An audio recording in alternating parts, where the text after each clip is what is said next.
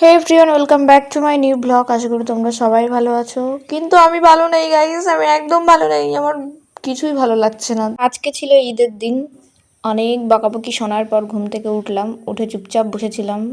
বসে বসে কী যে করছিলাম, ক্যামেরাটা অন করে আমি নিজেও জানি না।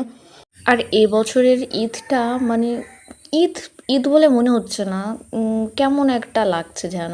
তো তারপর আমার ভাই মসজিদ থেকে নামাজ পড়ে বাড়ি এসেছিল। আর বাড়ি এসেই ও তো নূতন জামাকাপড় পরেছিল, ওর বন্ধুদের সঙ্গে গ্রামে এখানে সেখানে ঘুরবে বলে আর কি নতুন জামাকাপড় পরেছিল। আর এদিকে দেখলাম আম্মু সিমাই রেডি করছিল, মানে রান্না করছিল, আর তার সঙ্গে রুটিও করছিল। আর আমি টুকটাক করে ভিডিও নিচ্ছিলাম। আর আমার ভাই দেখো এদিকে, মানে ও তো পুরো একদম রেডি বেড়াতে যাওয়ার জন্যে।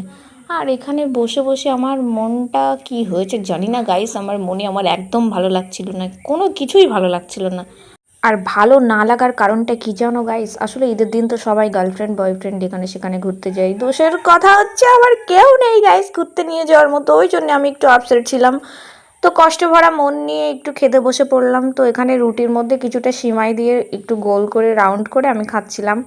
তো আজকে খেতেই থাকি সারাদিন, আর তোমরা আমার ভিডিওটা দেখতেই থাকো। Tata, take care.